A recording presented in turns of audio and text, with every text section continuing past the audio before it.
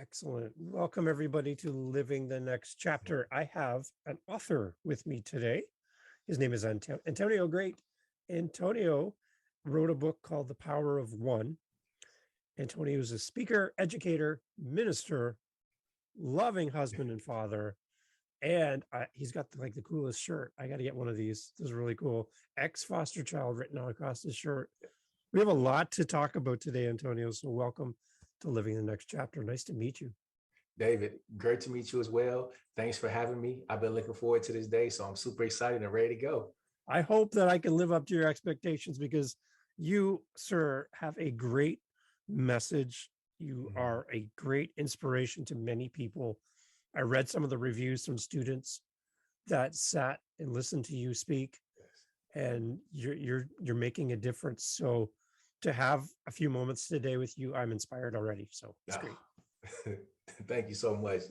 Thank you so much. That's, I'm glad you even shared that a little bit, because overall that's my mission. That's my purpose, is to inspire, but not just inspire people, but to inspire our youth, inspire this generation, the next generation, and inspiring them in one key area that I like to focus on is hope, igniting hope within them. Because oftentimes when our youth or anybody in general, when they lose hope, when they lose the thought of tomorrow or today being a better day than yesterday or than their current situation, their actions tend to reflect someone who doesn't respect themselves, who don't look at themselves as valuable. And my goal ultimately is to remind individuals, especially our youth and our youth in the foster care system, that listen, I understand and I know that maybe your present situation and your yesterday isn't what you will have liked, isn't what you wanted for yourself or anyone. But I want to let you know that I've been down probably a similar road as you, as one that was in the foster care system, as one that did age out of the system. And I want to remind you that, you know what, you are worth it. You do have a purpose, and you can get past these current situations and challenges that you are facing with, but don't lose hope. Don't give up. Don't throw in the towel. No. Okay, so I really want to get into your story because that sets up the writing of the book. But before we go there, Antonio, I think back for me for a second. I was reading the reviews from some students that interacted with you and your message, and take me back to maybe an example of a student coming up to you after one of your talks or something, and maybe that kind of interaction and how you touched them and how your message helped them. Can you remember a time? Not to sound boastful, but I can really think of a lot of instances where things that has happened. One instance I'd like to mention is I was talking with a group of students, and I was reading a portion of my book, and I can tell that the readings of the pages within my book was really resonating with the student in particular. And just so happened, this one student decided to share what she was thinking and what she was feeling, and she simply said, I am so thankful that you're here today. I am so thankful that you're sharing this, because it's going to really help a lot of people. Because just listening to you, I feel supported.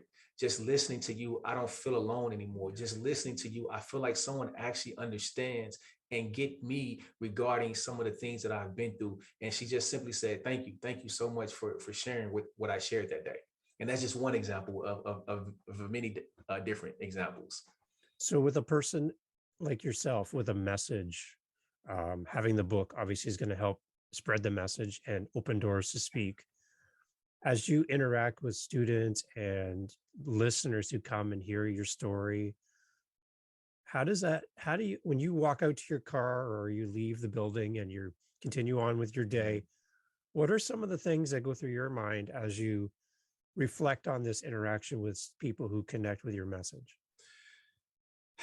I'm always and forever grateful, because sometimes there's things in your heart that you feel compelled or led to do. And when someone decides to open up and share you know that when they do that, it's coming from a genuine place. So I absolutely never take anything like that for granted. And I'm grateful and I'm humble and I'm thankful. And there's another feeling that I like to, another word that I like to share is it's fulfillment. It fulfills me because it feels like I'm doing my part or my portion within society. Like I'm doing what I'm supposed to be doing. And that's such a fulfilling feeling because I'm in purpose. I'm in purpose. Like everyone was created for a purpose. And when you can begin to walk in it and live in it, oh, it's the best feeling ever. The best feeling ever. To know what your purpose is in life and to have the opportunity to share that purpose. Like there are so many people in the world today, Antonio, that have no idea why am I even here? What, like, how can I help somebody? Right. You have a story. Everyone has a story, Antonio. I have a story. You have a story. And we may think that our story may be a big story that could impact many. We may think our story is quite meaningless and we just kind of exist. But we do have a story. So I would love to jump back into your story a little bit. Have people kind of catch up to today, because there's a lot of great things happening in your life today, but life early for you wasn't as easy. That's right. And however you feel comfortable where you want to start with that, but I would love to kind of give some people some context into your life and kind of a little bit of the journey of your path to get here. Absolutely. Well, shortly after I was born, my mom began to use drugs. And when that happened, my grandmother and my grandfather, so my grandparents, they took me in to live with them. So I grew up as a kid, always living with my grandparents from what I can remember. And I had a situation that happened as I get a little older, probably around the age of 7, 8 years old. And one day I had just finished playing a game of tackle football with my friends. And it's this older girl that was normally around with us. And as we was exiting this vacant lot in which we was playing the game of football, I don't know what I said. I don't know what I did. But all I remember is that young lady saying to me in a very aggressive tone, "That's why your mama is a crackhead." And those words, I never experienced this before, David, but those words, they like paralyzed me. And because I was walking, I stopped walking, and all of a sudden I started crying and I couldn't stop. It was as if I don't know, my world or something just started crumbling down.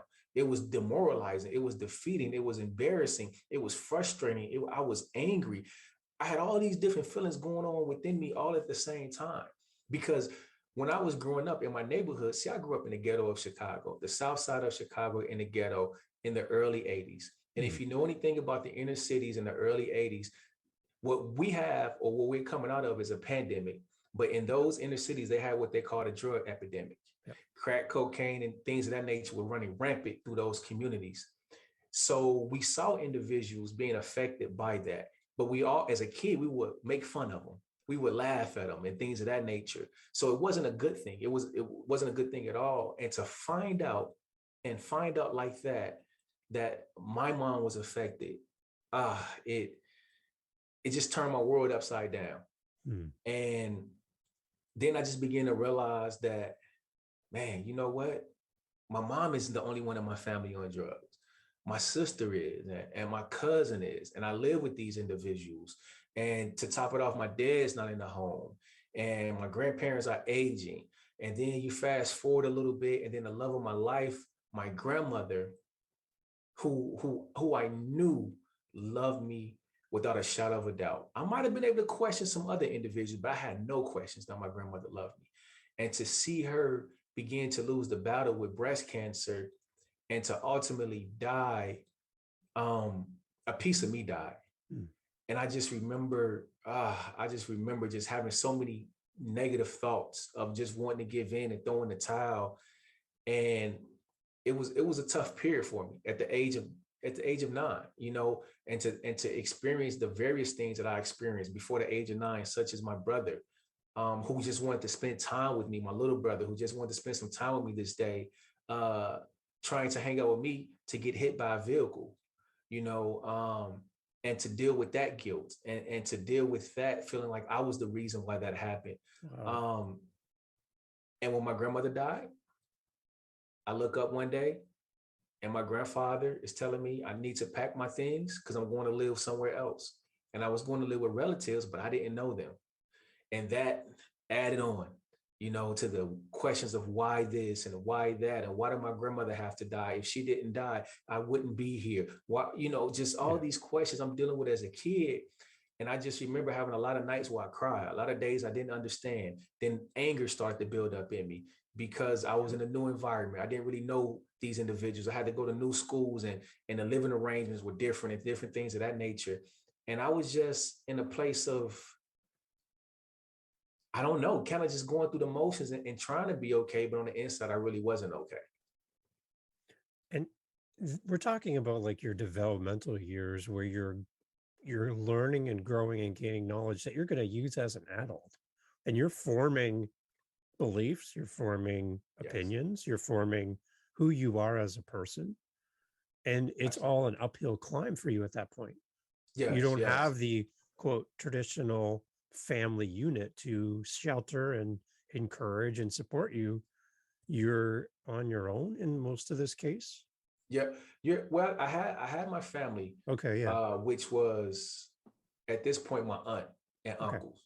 Okay. That's who I was staying with. But at the time in which I went to live with them, I didn't know them like that. So the only family I knew, which was my mom, you know, my grandparents, and also my dad, because I did have a relationship with my dad. I knew them over the years. Okay. I just couldn't understand exactly why I wasn't with any of those individuals.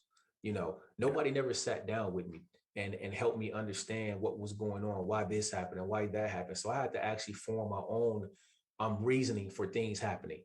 Yeah. And that was tough. That was tough. That was tough. And then if we fast forward just a little bit, by the time I was turned 15, then that's when I officially actually entered into the foster care system. And the reason why I entered into the foster care system at that time is because my mother was pregnant and she gave birth to my baby sister, but they found drugs in her system. Mm. And that's when the state got involved within my family. And that's when I was officially entered into the foster care system. And even in that, I went to go stay with my grandfather again. Okay. Um, but if you ask me, I felt like I've always been in the foster care system, you know, because often you'll be amazed how many kids have a similar story as me, being living with the extension of family and not with their biological parents Mm. because of the situation that the parents are in. Because the reason why I was with my grandparents is because of the decision that my mom made with using drugs. The environment was crazy. It was chaotic. It wasn't a healthy environment for a child, you know. And my dad wasn't in the home, Yeah. and I never lived with him for various reasons. But you know, that was the process. Okay. So this leads you to your adult years then, right? As you come out of all of this, right? The one thing I saw on your website is you have a picture of you with is it your social worker that was with Yes, you? yes. Explain this relationship.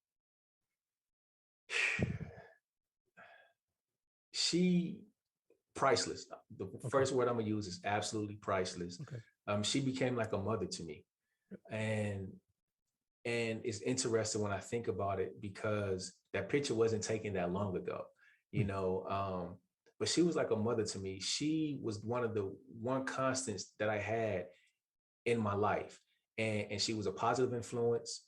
And I respected her so much to the point to where if she told me to do anything, I was doing it. Yeah. You know, if she said, Antonio, you need to get your grades up, I was doing it. If she said, Antonio, you need to be here, I was doing it. Whatever she said, I was doing it just because of the amount of respect I had for her. And the thing about that is that it's because of the respect she showed for me. And ultimately, it was the love she showed to me. And she was there to help. And it was clear and evident that's what she was trying to do each and every day. So that would go beyond her job title, really, right? There was a connection there. There was there was a connection there. I don't know if I would say it would go beyond her job title, because your Okay. social worker is there to help serve you and help put you in a healthier environment, and Okay. to keep you, on the right track in regards to achieving goals and things of that nature. So I won't necessarily say it was above her job. What I will say is that she had the right heart. Okay. Yeah, She that's what I'm thinking. she had the right heart, because, and that's so significant, because when children are in the situation that I was in, when children come from traumatized backgrounds, not with their parents for whatever the reason, whether it's Mhm. neglect, whether it's abuse, whether it's death, whatever the reason is, that's traumatizing within itself. And to be able to relate and identify someone that you truly feel confident that loves you, that helps with the healing. That helps with the feeling of being supported, and Yeah. oftentimes where you feel so unsupported. Okay. Yeah, and I like that how you qualified that, Antonio. That's good. Yeah, because I can imagine in a role like that, you can have maybe somebody working in that environment who doesn't have the heart for it and sees it as a job. Yeah, And you're Antonio, you're just another file on my desk, and yeah, let's just get through the paperwork. I want to get home to my family, right? And they yeah, don't really have the heart for what they do. yeah. And I love the fact that she demonstrated heart to you and cared, Absolutely, right? absolutely, So absolutely, without that and impact in and your life, things could have been much different, right? absolutely. Yeah, yeah, yeah. Okay, excellent. So, okay, so your experience growing up in the foster care system, how has that shaped your thought of family? For one, it reminded me of the value of family. Okay. Um, and family. First of all, I'm a father. Yeah. I'm a father of four wonderful boys, and I've Awesome. been married 14 years in June of this year. Right. Awesome. And I didn't see that growing up. My mom and my mother, they never married.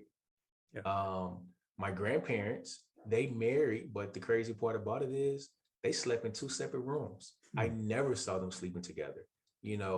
So to me, they was almost like roommates. It never really registered in my mind that, hey, these are two married individuals, and this is how you do marriage.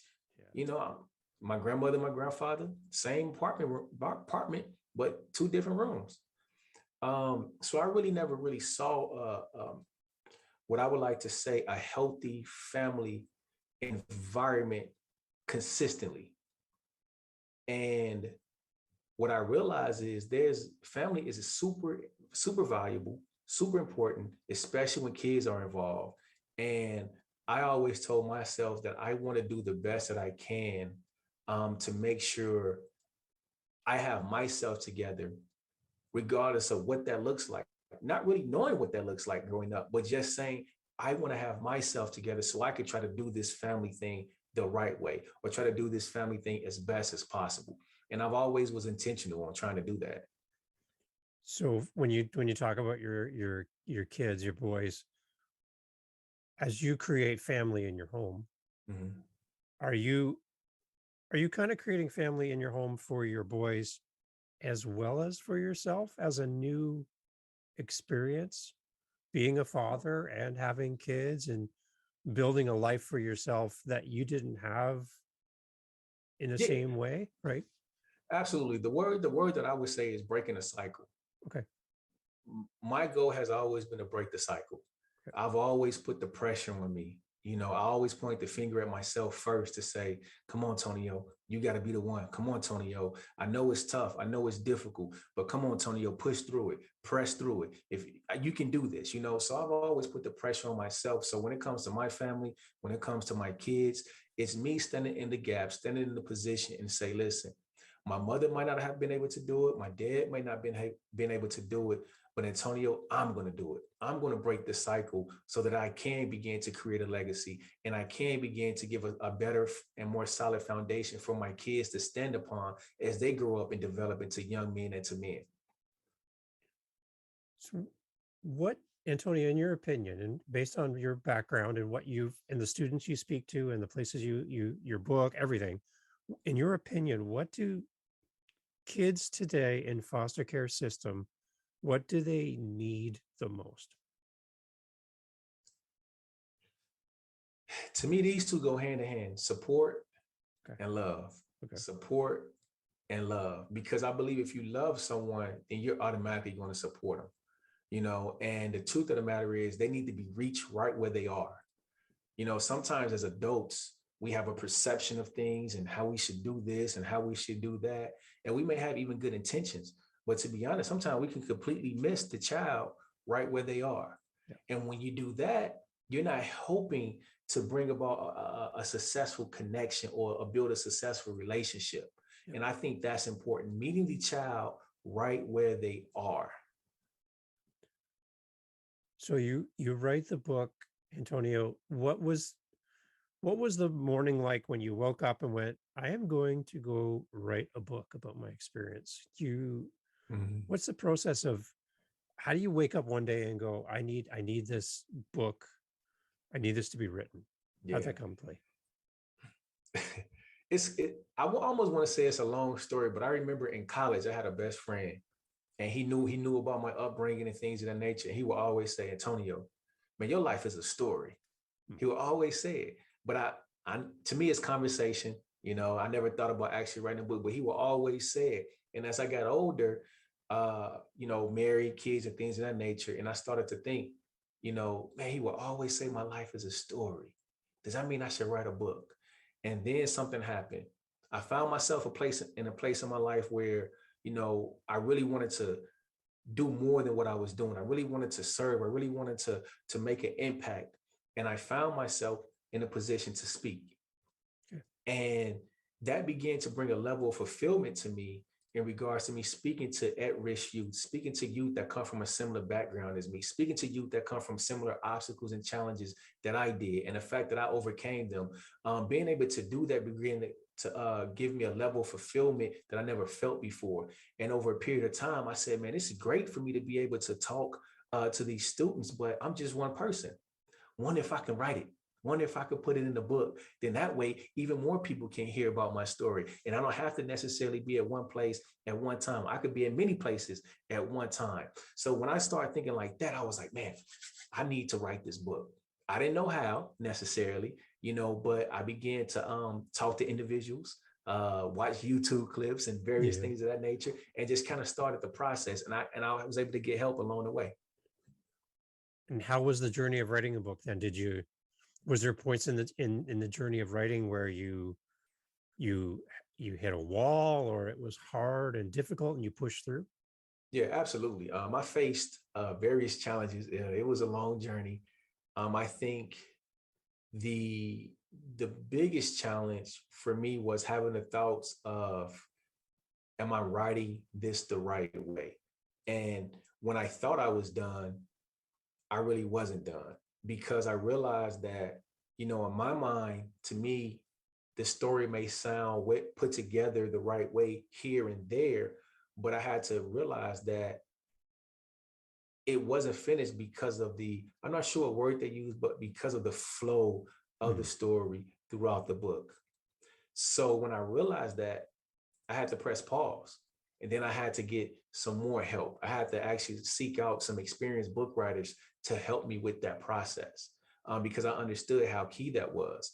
And and then the other piece was just, really just trying to get it to the online bookstores and things of that nature is kind of a process as well. But it was a process. It was a journey. And I think the biggest thing was just really writing it, getting it out there, and Yeah. then just kind of organizing it all to where it just flows and makes sense. Excellent. So yeah, we're talking with Antonio Grate. The book is The Power of One here on Living the Next Chapter. So some of the people listening to this podcast, Antonio, are new authors or Mhm. they have an idea for a book. Yeah. What would you say to somebody who's contemplating writing their story? I would simply say that, I think it's natural to contemplate it. I think it's natural to ask questions, if you should do it. If you do it, will it help anyone? I think those are natural questions. And so it's absolutely nothing wrong with contemplating if writing it. But what I would say is, because you're contemplating writing it, that means that there's something in you that wants you, or makes you feel the need that you should write it. And because of that, I think you should simply start. Some of the best advice I was given was simply this: don't worry about grammatical errors or anything else. Just write. Just write.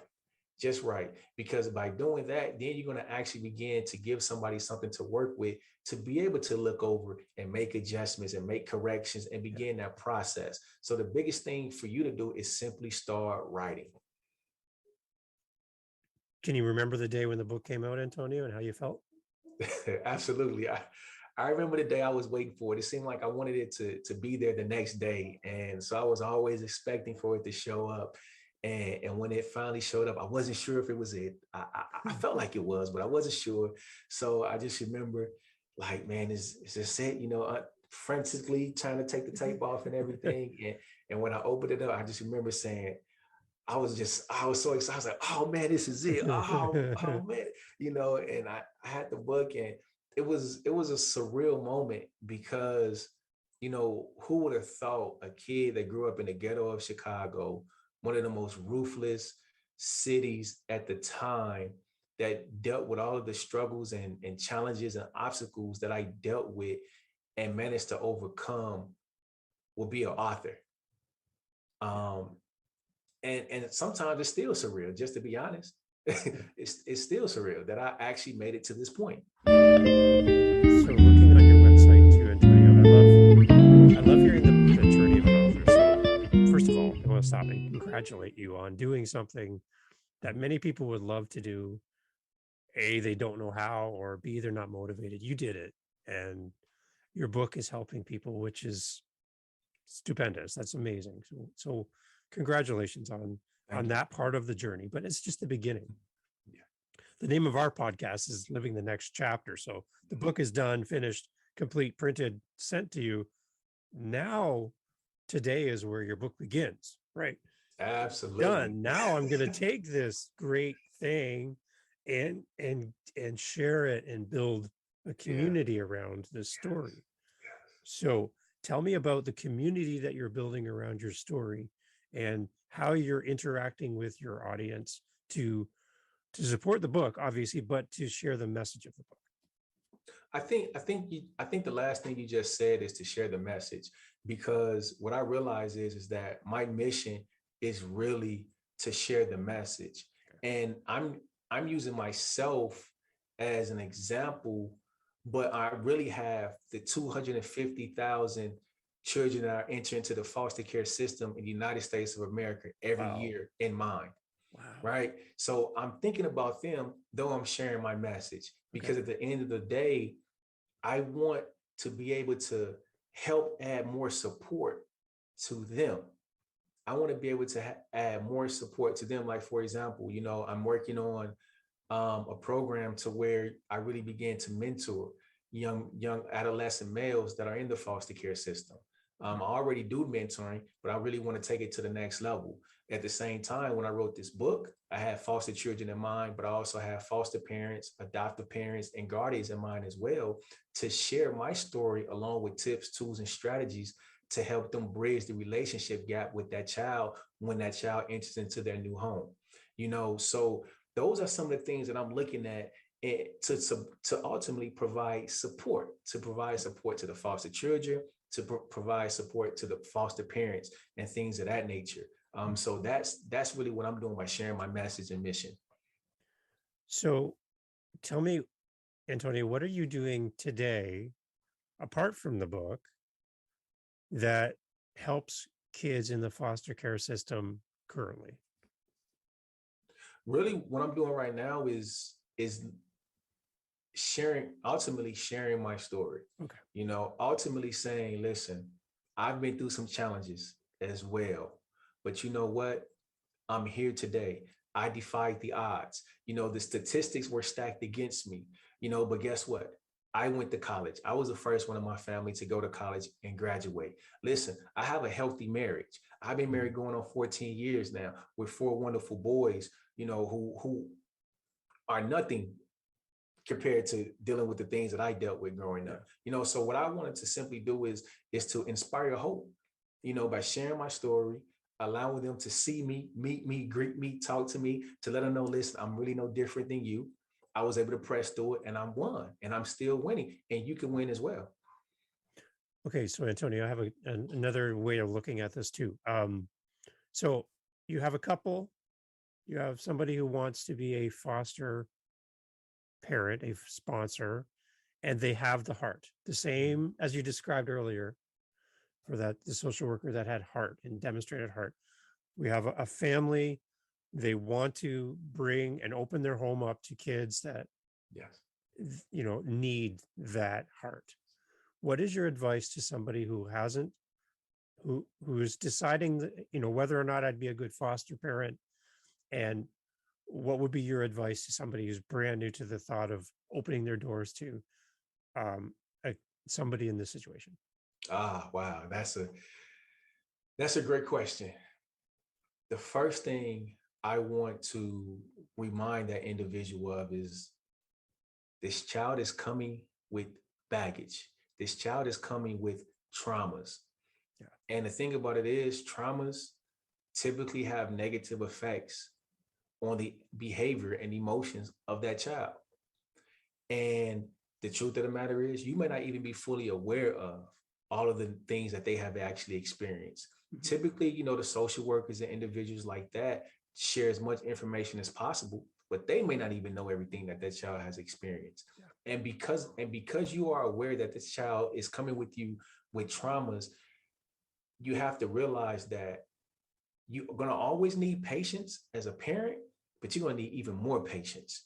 You're going to need even more love. You're going to have to really pour yourself out to a whole nother level that you might not even realize that you will have to.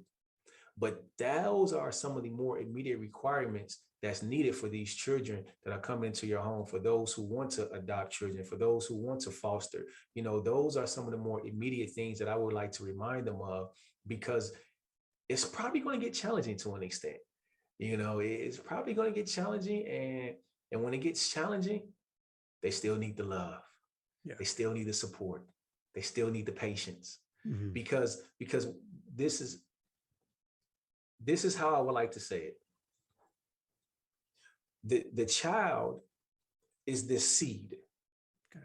And if I had a seed and then I had the soil, so I put the seed in the soil, in the pot, cover it with soil, and then I bring it to you, David, and say, hey, David, can you tell me what kind of seed is in here? Mm. You probably would say no, because you didn't plant it, and I didn't tell you what I planted. Okay, I like it. Let's keep going. This is good. I like it. Okay.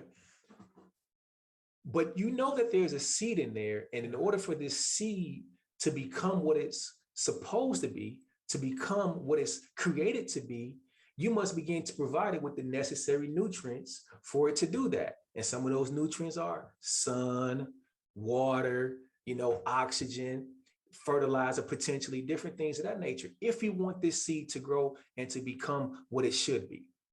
It's the same thing with the child. The child needs the proper nutrients so that it can become what it's called and created to be. The environment that the child was in wasn't a productive environment for that child to grow properly. So because that happened, ultimately, it began to suck the nutrients from the seed.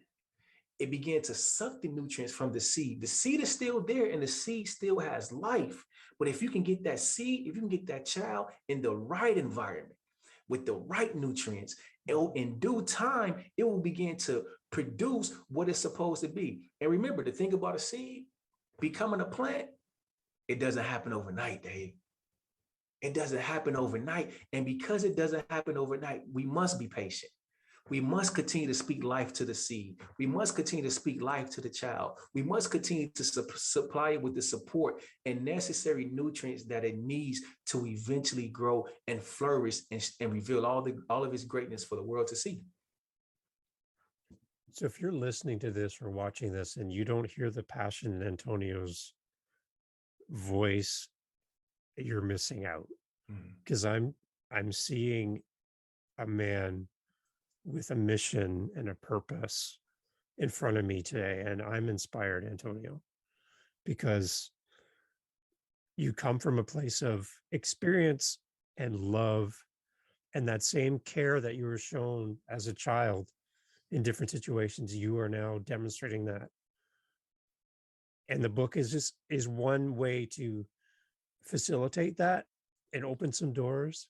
But when the doors open, it's about the message, right? It's about standing in front of that group or speaking to that one student after your presentation, and that one-on-one commitment and contact. That's where the message comes through. Absolutely. Oh my goodness.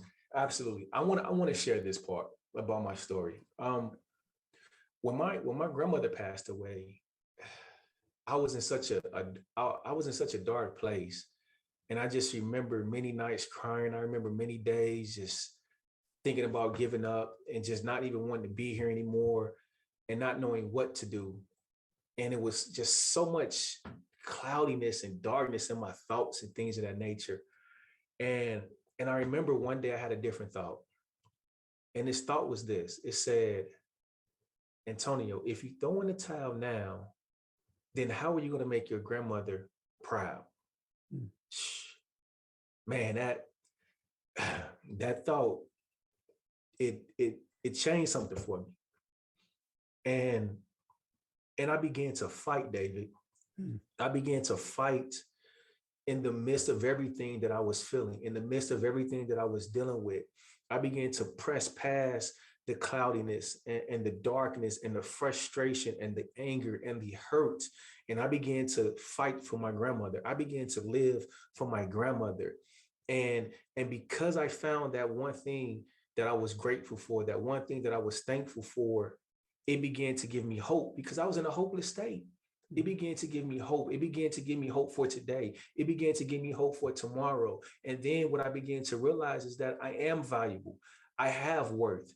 I am important. I began to realize that because the situations in my life had me feeling like I wasn't important, like I didn't have worth, like nobody cared about me. Mm. And what happened after that is, you know what? Slowly but surely, I started to walk a little different. I started to talk a little different. But more importantly, I started to think different about myself. And I began to get the victory over some of those obstacles that I was presented with in my life. And that's where my tagline, Be Grateful, comes from. Be grateful is a message of hope, love, and victory. So if I tell children of all ages, people, period, if you could find one thing that you could be thankful for, if you could find one thing that you could be grateful for in the midst of all the darkness that's surrounding your life, I believe that one thing will be the very thing that you need to pull you up out of the pits and cause you to pursue your purpose, your passion, and what you was created for, and ultimately win in life. And that choice to focus on being grateful and thankful is a daily one. Yeah, absolutely. Never stops. It never stops. Never stops. Because life is life. You're going to have good days, you're going to have bad days. But the one thing you must be reminded of is how you look at those situations, your perspective. Because however you think is going to be the thing to trigger the emotions within you. And once those emotions are triggered, it's going to ultimately cause you to respond a certain way. And what I learned at a young age, and I still use it to this day, is that if I could just think about something positive, it can create a positive emotion within me. And if it creates a positive emotion within me, it's going to create a positive response out of me. And that is so key and so important for all of us, but especially youth in the foster care system. So we address the potential foster parent who is thinking about opening their home. What about somebody who might hear this, Antonio, and they are Antonio? They are in foster care. They are unsure of their future. They are unsure if they matter. They don't have a sense of family. And they just feel like they just keep getting moved from place to place. And their identity is, they don't have an identity. They Yeah. don't have a home. They don't have They don't have the bed, the closet, the clothes, the pictures on the wall, the memories, the backyard where I play catch or play football. They don't have any of that stuff because they just keep, for some reason, keeping moved around. What do you want to say to them? Wow.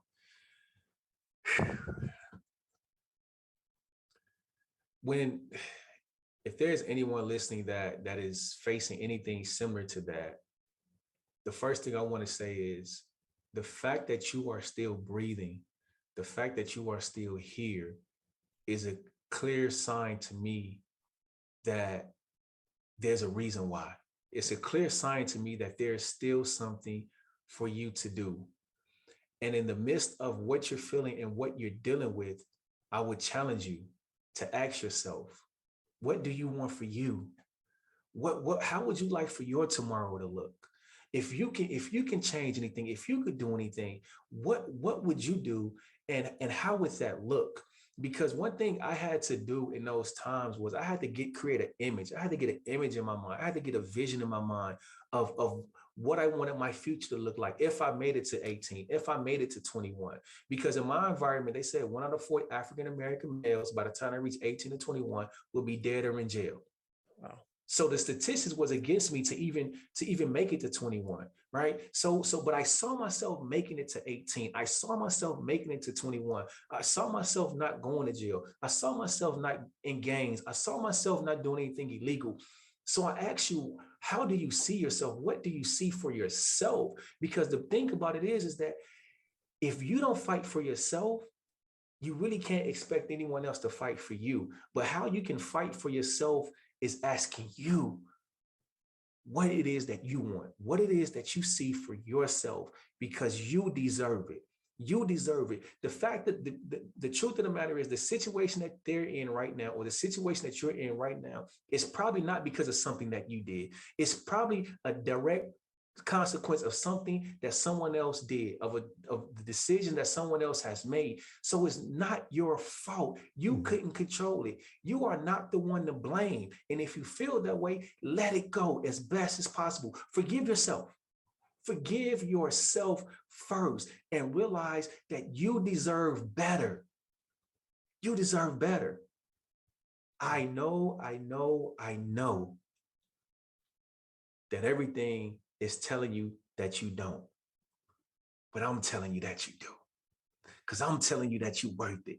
I'm telling you that you're valuable. I'm telling you that you're precious. I'm telling you that you have a purpose. And I'm telling you, if you could just continue to put one foot in front of the other, I believe the help and the support that you need is right around the corner. And when you look back and see how far you came, you'll be astonished. You'll be astonished. Antonio, I feel like I need to run around the block. I love your passion. I love the message. When your shirt ex foster child, when was that moment when you realized that you were no longer a foster child?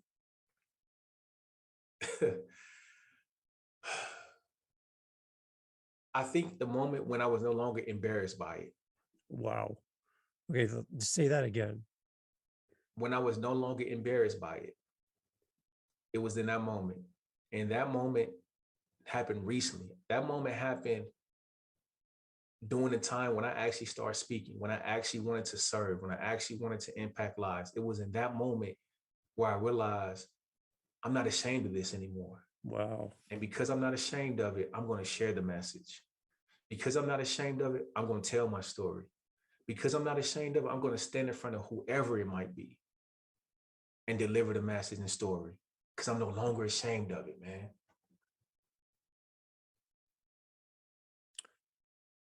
I don't know how to end this, Antonio. I really don't. I really do appreciate the fact that you have time to share this message with me today. I know that this is going to connect with somebody. Somebody is going to hear this, and it's going to change somebody's world. Your message, you as a person, Antonio, are changing people's lives. And the power of a story is a wonderful thing. Mm. And if somebody can tap into their story and use it as their superpower, like you're doing, is beyond inspirational. So, what do you want to leave people with, Antonio? So, as they walk away from this, as they contemplate getting the book, which I obviously suggest they grab the book, what do you want to leave people who are listening today or watching with? I'll, you said something, and I'll share this message like this.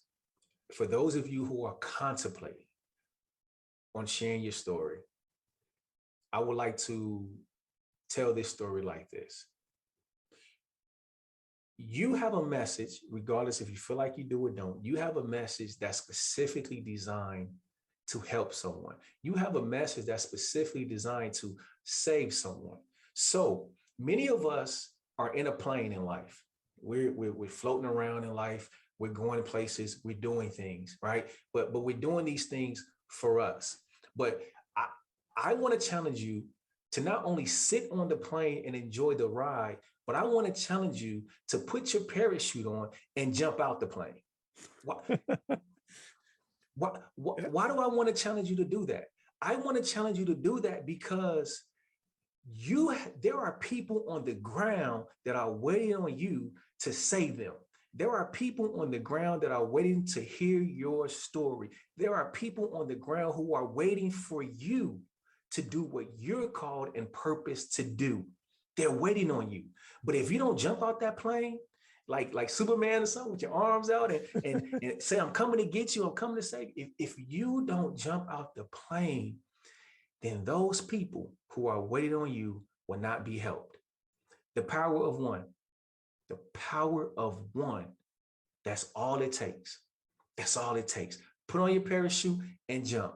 It's going to be scary. It's going to be fearful. But guess what? There's people waiting on you. And you can either die trying to save them, or you can die with your purpose and passion and everything within you, and they never possibly get helped.